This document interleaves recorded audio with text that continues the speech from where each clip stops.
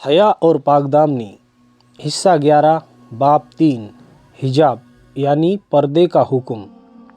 اللہ تعالیٰ نے انسان کو اشرف المخلوقات بنا کر عقل کا نور عطا کیا۔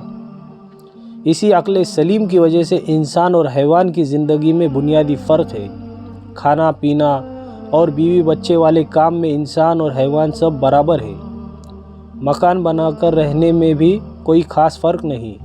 انسانی ضرورتیں زیادہ ہے، لہٰذا اسے عیش بھری آسمان کو چھوتی اونچی عمارتوں کی ضرورت ہوتی ہے، جبکہ جانور کی زندگی سادہ ہے، ان کے رہنے کی جگہ معمولی ہوتی ہے۔ چڑیا گھونسلہ بنا کر رہتی ہے، سانپ بل میں گھستا ہے تو شیر خچار میں آرام کرتا ہے۔ رہ گئی بات آپس میں رہن سہن کی، تو اس میں جانور انسان سے پیچھے نہیں۔ چیٹی کی زندگی میں اتفاق اور ایکتا کی اعلیٰ مثال ہے۔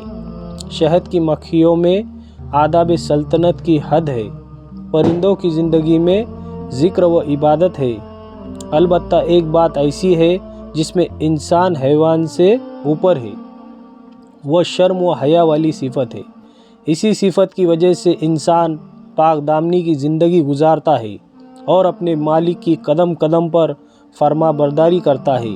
اسی شرم و حیا والی صفت کا تقاضا ہے کہ انسان دوسروں کے سامنے آنے کے لیے اپنی شرمگاہ کو چھپائے۔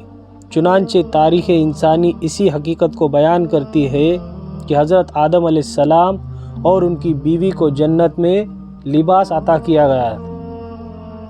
جب منع کیے ہوئے پیڑ کا پھل کھایا تو جنت کی پوشاک اتار لی گئی۔ دونوں نے فوراً اپنے جسم کے پوشیدہ حصوں کو پیڑ کے پتوں سے ڈھانپ لیا۔ ارشاد باری تعالیٰ ہے، اور وہ دونوں اپنے اوپر جنت کے پتے چپکانے لگے۔ ستر کا پس منظر۔ جسم کے پوشیدہ اعضاء کو چھپانے کے لیے عربی میں عورت اور اردو و فارسی میں ستر کا لفظ استعمال کیا جاتا ہے۔ اولاد آدم پتھر کے زمانے سے ہی اپنے ستر کو چھپاتی چلی آ رہی ہے۔ وقت گزرنے کے ساتھ ساتھ جب عقل و سمجھ میں پختگی آئی اور انسان نے سماجی آداب و اخلاق کو اپنایا تو اس کے لباس میں زیادہ شائستگی آتی گئی۔ چنانچہ تمام دنیا کے تمام مذہبوں نے انسان کو مہذب لباس پہننے کی تعلیم دی۔ عیسائیت میں اگر عورت کے لباس پر غور کیا جائے کہ وہ ستر ہی نہیں چھپاتی بلکہ ہاتھ پاؤں اور چہرے کے سوا باقی تمام جسم کو کپڑے سے چھپاتی تھی۔ کلیسا میں زندگی گزارنے والی عیسائی عورتیں آج بھی اسی لباس میں لپٹی نظر آتی ہیں۔ معلوم ہوا کہ پردے کے اعضاء کو چھپانا قدرتی، عقلی اور شرعی ہر لحاظ سے لازمی ہے۔ تمام انبیاء کرام کی شریعتوں میں یہ فرض رہا ہے۔ حجاب کا پس منظر۔ دین اسلام کامل مکمل زندگی گزارنے کا طریقہ ہے، لہٰذا دین اسلام نے حیا کو ایمان کا حصہ قرار دیا۔ حیا کا تقاضا ہے کہ سماج میں سے عریانی بے حیائی سرے سے ختم کر دیا جائے۔ اسلام نے زنا کو حرام قرار دیا تو فرمایا، یعنی زنا کے قریب بھی نہ جاؤ۔ شریعت محمدی نے قیامت تک کے لیے انسانوں کو اپنے چشمہ صافی سے فیضیاب کرنا تھا، لہٰذا اس میں جن کاموں کو حرام قرار دیا گیا ان کے ذریعوں کو بھی ممنوع فرما کر شیطان کے داخلے کے ہر سوراخ کو بند کر دیا۔ مثلاً شراب کو حرام قرار دیا تو اس کے بنانے، بیچنے، خریدنے اور کسی کو دینے کو بھی حرام قرار دیا۔ سود کو حرام قرار دیا تو معاملات فاسدہ، غلط لین دین سے حاصل ہونے والے نفع کو بھی سود کی طرح مال خبیث قرار دیا۔ شرک کو حرام قرار دیا تو تصویر بنانے اور بت تراشنے کو بھی حرام قرار دیا۔ زنا کو حرام قرار دیا تو اجنبی عورت کو دیکھنے، چھونے، شہوت بھری باتیں کرنے اور دل میں خیال جمانے کو بھی قرار دیا۔ یہ بات طے شدہ ہے کہ بے پردگی ہی زنا کا سبب بنا کرتی ہے، اس لیے دین اسلام نے عورت کو پردے میں رہنے کا حکم دیا۔ پاک طبیعتوں نے تو حجاب کی اہمیت کو خود ہی محسوس کر لیا، لہٰذا 5 ہجری میں حضرت عمر رضی اللہ عنہ نے نبی اکرم صلی اللہ علیہ وسلم سے عرض کیا، اے اللہ کے رسول، آپ کی بیوی کے پاس نیک اور گنہگار لوگ داخل ہوتے ہیں، تو اگر آپ پردے کا حکم فرمائے تو اس پر پردے کی آیتیں نازل ہوئی۔ حضرت مفتی شفیع صاحب رحمۃ اللہ علیہ نے معارف القرآن میں لکھا ہے کہ حجاب کے بارے میں قرآن مجید کی 7 آیتیں اور نبی صلی اللہ علیہ وسلم کی 70 حدیثیں ہیں۔ حجاب سے مراد یہ ہے کہ جہاں تک ہو سکے عورت گھر میں رہے، اگر کسی ضرورت سے نکلنا پڑے تو اپنے جسم اور زیب و زینت کو چادر برقعے کے ذریعے غیر محرم سے چھپائے۔ ستر عورت اور حجاب کا موازنہ۔ بس ستر عورت یعنی پوشیدہ اعضاء کو چھپانا اور حجاب 2 الگ الگ مسائل ہیں۔ ان کا موازنہ اس طرح: حجاب ستر عورت تمام شریعتوں میں فرض رہا ہے۔ ستر عورت حجاب کا حکم امت محمدیہ کو سن 5 ہجری میں ملا۔ ستر عورت تنہائی اور سب کے سامنے ضروری ہے۔ حجاب عورت کے لیے غیر مردوں کے سامنے لازمی ہے۔ ستر عورت مردوں اور عورتوں دونوں پر لازم ہے۔ حجاب کا حکم صرف عورت پر فرض ہے۔ ستر عورت شرم و حیا کی ابتدا ہے۔ عورت کا حجاب شرم و حیا کی انتہا ہے۔ حجاب و پردے کے دلائل۔ آج کل سائنسی دور میں ایک طرف تو مادی ترقی اپنے عروج پر ہے، دوسری طرف ننگاپن و بے حیائی کا سیلاب امڑنے پر ہے۔ انگریزی تہذیب کے اثرات نے فیشن پرستی اور بے حیائی کو عام کر دیا۔ یونیورسٹی کالج کی پڑھی ہوئی عورتوں نے پردے کو غیر ضروری سمجھنا شروع کر دیا۔ اس لیے ضروری ہے کہ حجاب کی اہمیت اور فرضیت کو قرآن و سنت کی روشنی میں بیان کیا جائے۔ نمبر 1، قرآن مجید کی دلائل۔ ارشاد باری تعالیٰ ہے، اور اپنے گھروں میں ٹکی رہو اور نہ دکھلاتی پھرو جیسے کہ جاہلیت کے دور میں دکھلانے کا دستور تھا۔ اس آیت میں عورتوں کو حکم دیا گیا ہے کہ وہ عمومی طور پر اپنے گھروں میں رہے، گھر کی 4 دیواری میں رہ کر اپنی ذمہ داری کو پورا کریں۔ شریعت نے عورت کے ذمے کوئی کام ایسا نہیں لگایا کہ جس سے اسے 4 دیواری سے نکلنا پڑے۔ وقتی ضرورت تو مجبوری اور معذوری میں داخل ہے۔ عورت جس قدر گھر میں رہے اتنا ہی اللہ تعالیٰ کا قرب پائیں گی۔ حدیث پاک میں آیا ہے، عورت اپنے رب سے سب سے زیادہ اس وقت قریب ہوتی ہے جب وہ اپنے گھر کے درمیان میں چھپی ہو۔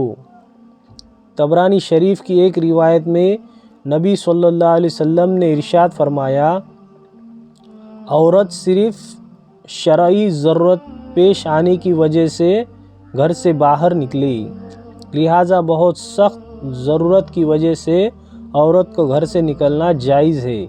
عربی کا مقولہ ہے، عورت کہیں محفوظ نہیں ہوتی سوائے اپنے گھر کے۔ ازواج مطہرات اپنے وطن میں گھر کی 4 دیواری میں رہتی تھی اور سفر میں ہودج، اونٹ کے اوپر کی پالکی اور خیمے کے اندر رہتی تھی۔ واقعہ افق کے پیش آنے کی ایک وجہ یہ تھی کہ صحابہ کرام رضی اللہ عنہم نے سمجھ لیا کہ سیدہ عائشہ صدیقہ رضی اللہ عنہا ہودج میں موجود ہوں گی، جبکہ وہ گم ہوا ہار ڈھونڈنے کے لیے قضائے حاجت کی جگہ پر گئی تھی۔ اس آیت میں یہ بھی حکم دیا گیا کہ جاہلیت کی پہلے والی بے پردگی نہ کرے۔ عجیب بات تو یہ ہے کہ اسلام کے شروع زمانے میں جاہلیت اولا بے پردگی کا سبب تھی۔ آج کے دور میں جاہلیت اخرى بے پردگی کا سبب ہے۔ کچھ انگریزی پڑھے لکھے عورتیں تو پردے کی مخالفت کر کے اپنے پڑھے لکھے جاہل ہونے کا ثبوت پیش کرتی ہے۔ ارشاد باری تعالیٰ ہے، جب تم ان سے کسی چیز کا سوال کرو تو پردے کے پیچھے سے کرو، اس میں زیادہ پاکیزگی ہے تمہارے دلوں کے لیے اور ان کے دلوں کے لیے۔ اس آیت میں یہ تعلیم دی گئی ہے کہ اگر صحابہ کرام رضی اللہ عنہم کو ازواج مطہرات سے کوئی چیز مانگنی ہوتی تو وہ پردے کے پیچھے سے مانگے، یعنی اگر مان لے کہ چار دیواری کا پردہ نہیں تو چادر کا پردہ ضرور ہونا چاہیے، آمنا سامنا جائز نہیں۔ یہاں پر یہ بات بہت اہم ہے کہ ایک طرف صحابہ کرام رضی اللہ عنہم جیسی مقدس ہستیاں تھیں اور دوسری طرف ازواج مطہرات جیسی پاکیزہ عورتیں تھیں، مگر اس کے باوجود انہیں پردے کے پیچھے رہ کر بات چیت کرنے یا لین دین کرنے کا حکم دیا گیا تھا۔ ساتھ یہ بات بھی واضح کر دی گئی کہ یہ تمہارے اور ان کے دلوں کی پاکیزگی کے لیے اچھا ہے۔ نمبر 3، ارشاد باری تعالیٰ ہے، اے نبی فرمائیے اپنی ازواج سے اور بیٹیوں سے اور مسلمانوں کی عورتوں سے کہ وہ ڈال لیا کرے اپنے اوپر چادریں۔ جلابیب عربی میں جلباب کی جمع ہے۔